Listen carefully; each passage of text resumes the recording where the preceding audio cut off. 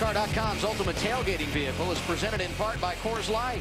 Go to NASCAR.com/UTV and enter for a chance to win this tricked-out tailgate machine and find out where it will travel this summer.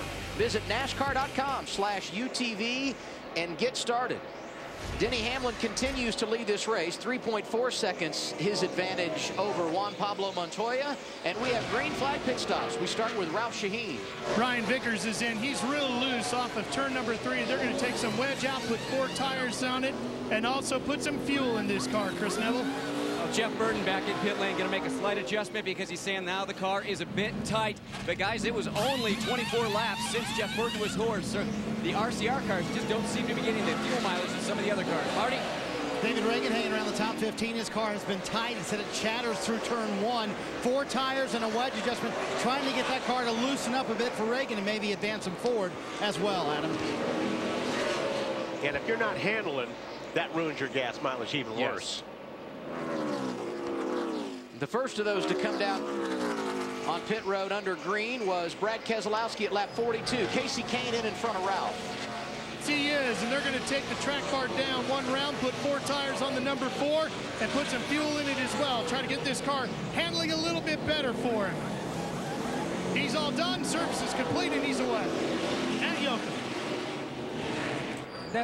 That Ford of Greg Biffle, thirsty, still tight on exit, sliding the nose, especially down in turn 1. Air pressure change for Biffle. No chassis adjustments across the back. To Chris. Marcus Ambrose still saying his car a little bit tight. 4 tire change and fill him up. You hope. You hope he's filled up. The stops began at lap 42 under green. Brad Keselowski the only one to come in there. And they've been coming in every lap since. Juan Pablo Montoya in right now, Marty. I asked Brian Patty after the decision to take 2 tires, what do you want to see out of this? He said, if we stay in the top 10, we'll be okay. He's done better than that. Ran second this entire run, not a word on the radio. No changes, Ralph. Kyle Busch is in for service as well. They're going to make an adjustment to the rear of this car as well. He's going to take 4 tires and a full load of fuel as well. The 18 is ready to go back out, Kristen. Tony Stewart was complaining about the car being way too tight. They took the Packers out of the front on the last stop. Now he's complaining the car a little bit too loose. All right, adjustment at the rear of the car and 4 tires and fuel. Tony Stewart, a 2-time winner at Pocono, getting his service, and Matt Kenseth has been in as well. Matt Yoakum?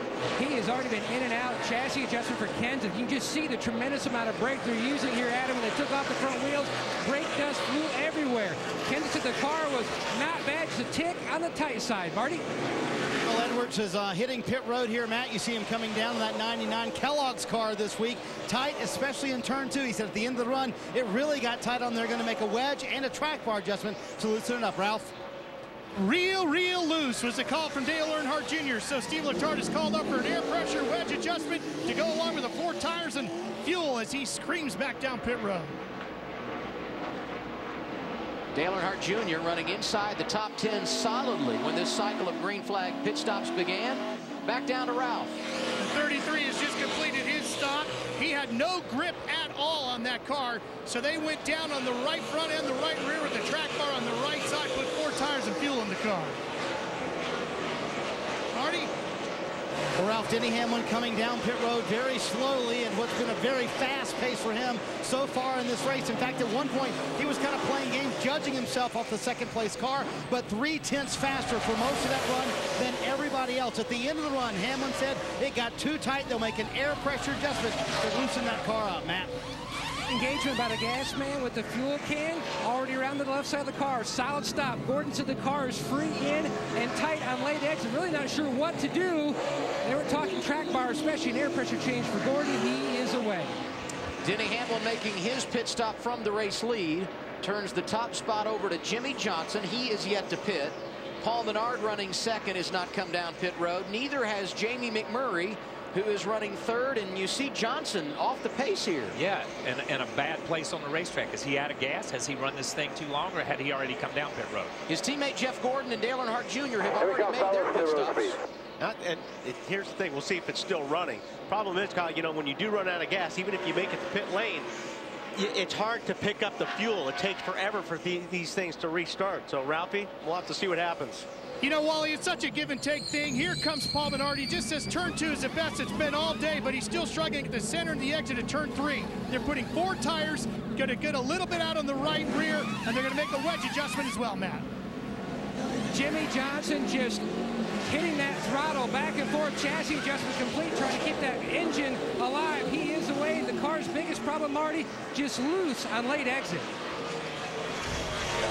Well, Matt, you might want to keep in mind all these guys who were able to run very long here at the end of the run. For Jamie McMurray, half round down on the track bar of the car, just a little bit too loose. Kevin Mannion almost apologized last time for taking 4 tires on the last stop. It'll be 4 tires once again for McMurray, waiting on the fuel to make sure it is full.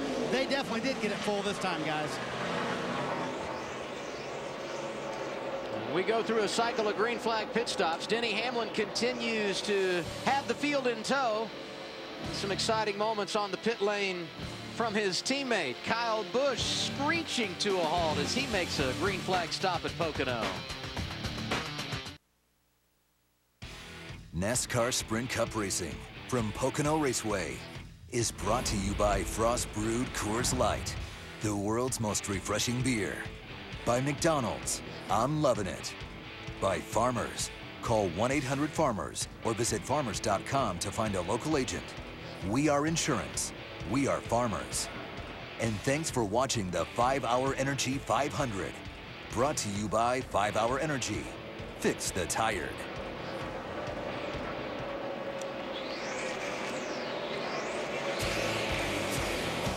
And NASCAR on TNT. Glad to have you with us for Sprint Cup Racing at the Pocono Raceway. Denny Hamlin dominating this race, and we just completed a cycle of green flag pit stops. Paul Menard running in the top 10 when they began. Menard penalized for speeding on pit road, as you see Casey Kane going to the inside of Kevin Harvick for position. Dale Earnhardt Jr. will follow through as well. Menard, as we said, running in the top 10. He's now 31st in the running order, still on the lead lap. Here you see Clint Boyer, his crew chief, Shane Wilson, a part of our inside tracks here at Pocono. Let's hear what he said earlier this afternoon about strategy.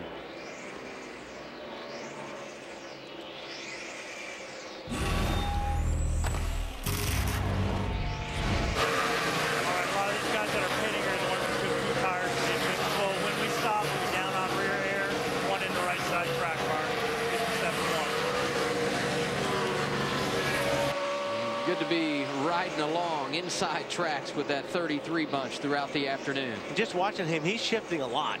I mean, I think he's shifting maybe 1 shift more than some of these other guys, because he's downshifting going into the tunnel turn. So that's 2 extra shifts than like Stewart was. Larry, every meeting we have had so far this year, we've talked about fueling the race car, and already today we have seen it pay off in the wrong direction for a couple of different teams. Yeah, Adam, I think we anticipated this. So here at our torque, we've got the old and we have the new. This will be the system that teams used up to the end of last year. It's called the Kaiser system. The fuel man would fuel the car, and if you remember, there would be a catch can man back here. The fuel would come up into this. The catch can man could easily see if the car was full. But now this year in 2011, we went to the Schultz, the self-fitting can. The catch can man is not there. And now the only way that fuel man can tell is fuel coming up in this tube. And what we see is you'll see a gulp of air come up in there. He nods his head. The jack man drops the car, and then basically he leaves, as Kevin Harvick did, especially changing 2 tires, Kyle. The car was not full. And that's my question to you. I want to ask you a question as a crew chief. We saw Kevin Harvick have to come back down pit road and put fuel in his car. They didn't get it full. At the same time, on this round of pit stops, we saw the 1 car of Jamie McMurray stay in his pit just a little bit longer. Even though they had changed tires, they dropped the car to make sure. As a crew chief, what do you want to see? Do you want to spend that extra time in the pits and make sure you get it full? I think this early in the race, you absolutely have to, even if it's a couple of seconds. We saw Kurt Busch, the 22 car, and Steve Addington do it at Kansas last week. Just 1 or 2 extra seconds. That beats coming to pit road about 10 laps early, like Kevin Harvick had to do. Hendrick car's looking pretty good today. Dale Earnhardt Jr. getting around Casey Kane. He's in the top 5. Jimmy Johnson comes through running in the 6th position now. And Earnhardt, before this last pit stop and the adjustment they made, was fighting a pretty loose race car. Riding on board, you could hear him really feathering the throttle coming off of turn 3, which was meaning he was loose. He looked a little bit loose down 1, but then so did everybody in that last shot. But you know, yesterday in the practice on Friday, excuse me, in the 2nd practice, he was in the top 4 or 5 cars over a 10 or 15 lap run. He felt like he had a really good race car. Now that was really sunny. Now obviously it's cloudy today. The racetrack's a little bit different as we see Jimmy Johnson get a run on him. But I mean, he's got a good race car. They've just got to figure out which way to adjust it. And we heard Steve Letarte or the guys in the pits say earlier, you know, that they really like the way Junior is communicating with their crew. So they'll stay on top of it. And this has not been a great track for Dale Jr. It has been for Jimmy Johnson, and he's now up to 6th.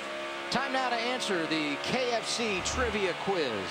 Who has the most runner-up finishes at Pocono without going to victory lane? This is all time.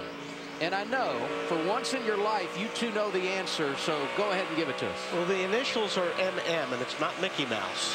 Oh, that was good though. That's a hint. I had a lot of them on Twitter over here. I will say that. We were talking about the Hendrick guys. There he is, Mark Martin, 6 times a runner-up finisher here at Pocono, yet to experience victory lane.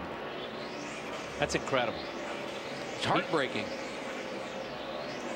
48 starts.